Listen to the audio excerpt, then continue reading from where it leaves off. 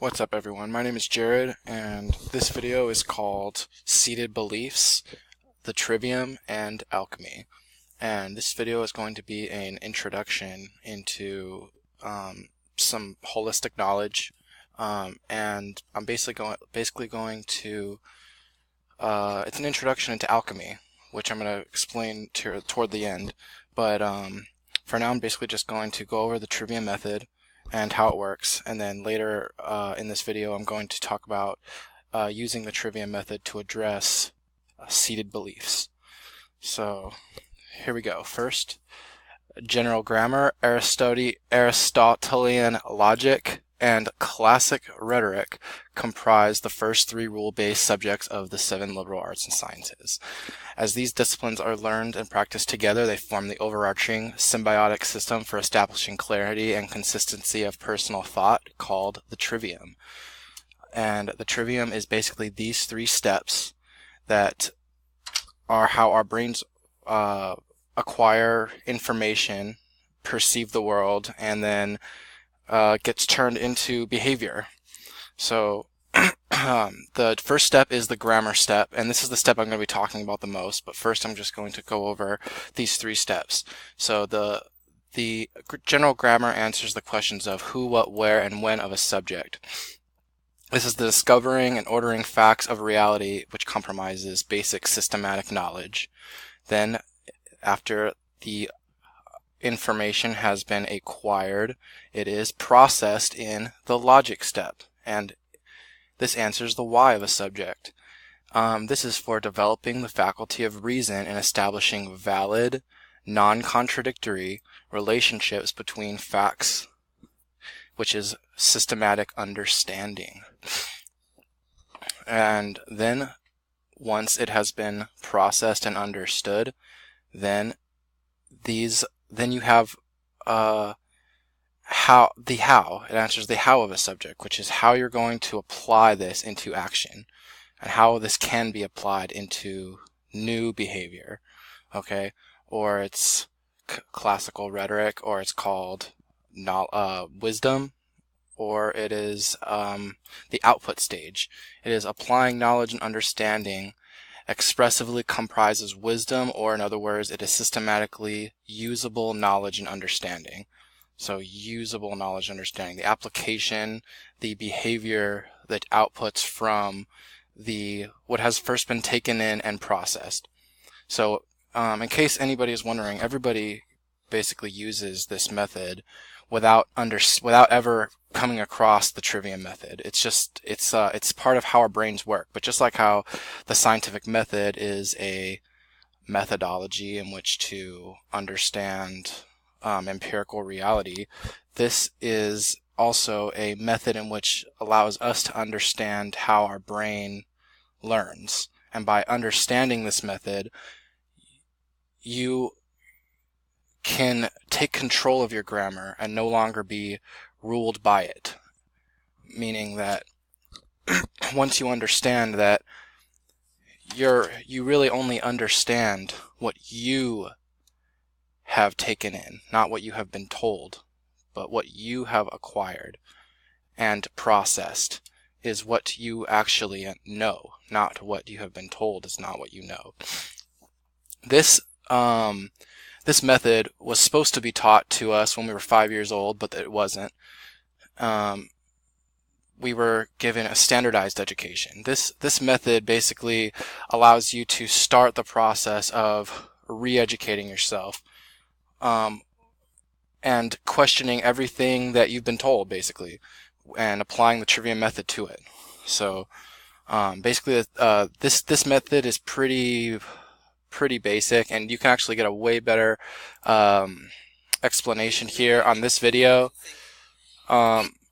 Mark Passio, just type in Mark Passio on how our reality is built, and he gives a way better explanation on how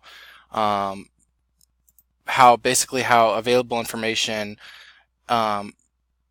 breaks down and generates the manifested reality, or the aggregate behavior of people. So and it can either result in a quality of order or chaos, depending on if there was knowledge taken in from the available from information, or lack of knowledge, and then which led to understanding or lack of understanding, which led to the application or the behavior which resulted from it, which was the applied knowledge which was understood, or the lack, or the action that was taken that lacked knowledge and understanding, and then it builds the manifested reality. In this video, I would definitely highly recommend watching because he explains it way better. But basically, this trivium method isn't really that hard to understand. But what takes a lot more thought is the implications of this, and understanding a lot of stuff, like understanding basically that we are basically completely our grammar. We are almost 100% our grammar. We do not have any inherent qualities. We are basically, your grammar is not just at your language that you use. Your grammar is like the couch that you see is part of what you've taken in. And then there's the TV that you see, and then there's what's on the TV that you see. And if you ever ask the questions like, where do these things come from? Well, the couch was put there by your mom. The TV was probably bought by your dad and put there by your dad. And then the stuff on the TV is being broadcast from some people in suits that you've never even heard of. So understanding where your grammar is coming from is really important, because basically what this is basic alchemy. I'll get to that in a little bit. But what I wanted to do was I wanted to show how the trivium method can be used to address fundamental beliefs that we usually accept, that we just accept as fact because they were told to us a long time ago, and they've continued to be told to us, and our world is completely built on all the assumptions that come from these basic lies. They're lies. They're lies that were told to us and that we accepted as fact, because we didn't understand how the methodology and how humans learn. So we didn't have that. There was a knowledge differential on that part, and we didn't understand that our thoughts and everything that we're capable of producing had to first have been taken in. So a lot of our thoughts aren't even our own, and the process of separating what is really you and what is not you is what alchemy is about. But before I get to alchemy, I want to address a deep-seated belief of overpopulation, and then I'll get to another one, a deeper one, in a little bit. So with overpopulation, we were told that the world is so full of people that there's not enough to go around, and therefore we need to survival of the fittest and cutthroat each other to get the upper hand above our fellow man in order to survive in this world. And overpopulation has a drastic impact on how you see other people. But if you use the trivium method, you can see that it's not true. Like if you actually, you could actually do the math, which takes probably a lot of formulations of area calculations of all the bodies of the world, all 9 billion people, and then figuring out what the surface area of those people would be if they were standing shoulder to shoulder. But basically, what I've found in a lot of my research is that all 7 billion people, or 9 billion, or 6 billion, I can't remember where it is right now, but they can all basically fit in the state of Texas, living comfortably in single-family homes, or like standing shoulder to shoulder in like a small city, or like a large city, fairly large city like Dallas or something. And you can actually, and it's really not that hard if you just comprehend it. If you've ever flown over a city before and you know how many the population of that densely packed area, and then you see the city in comparison to the landscape around it, and you know that there's just all this untouched landscape everywhere.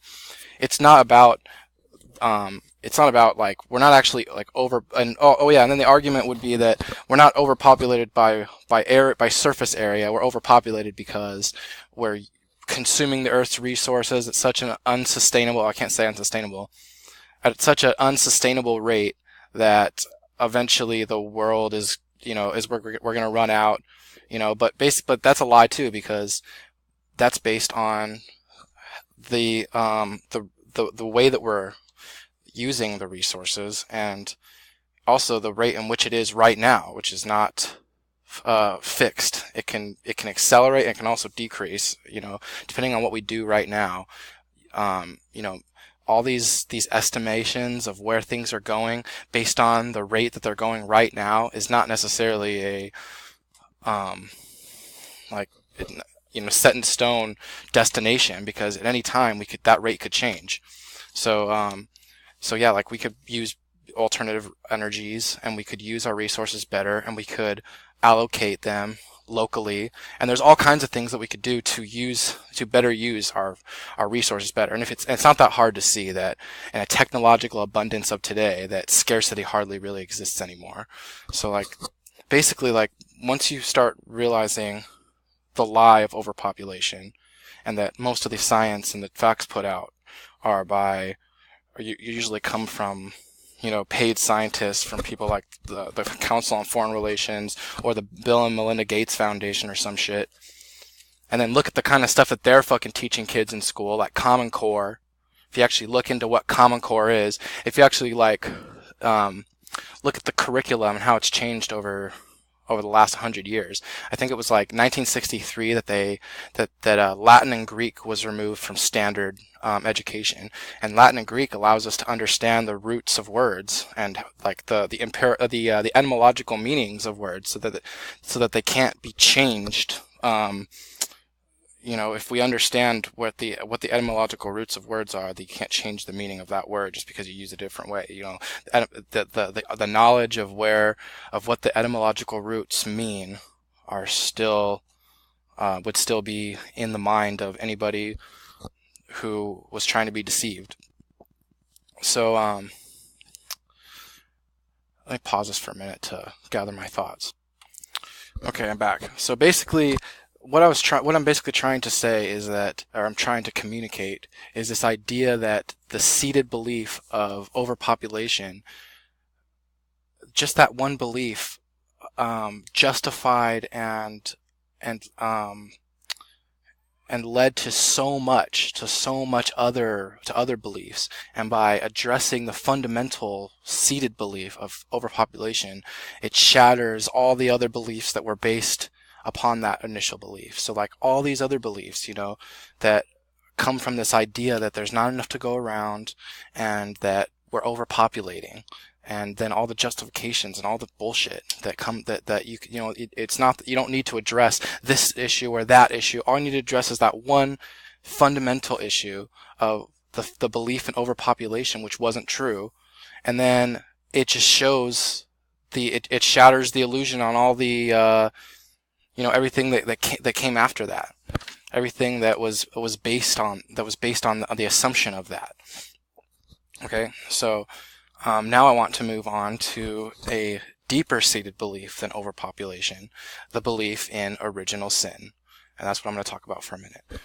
Original sin is a religious term, but it's not. The original sin doesn't necessarily apply to the Garden of Eden scenario, or the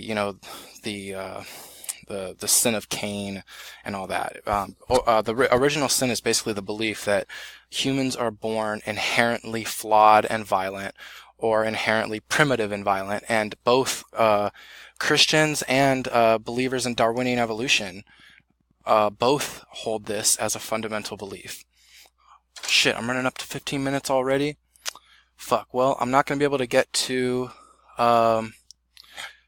alchemy in this part, but hopefully this gave somewhat of some kind of clarity for all the kids falling for all the bullshit, if they just learn this, if you teach your kids this, and talk to them about this stuff, they'll be better off. So see you next video.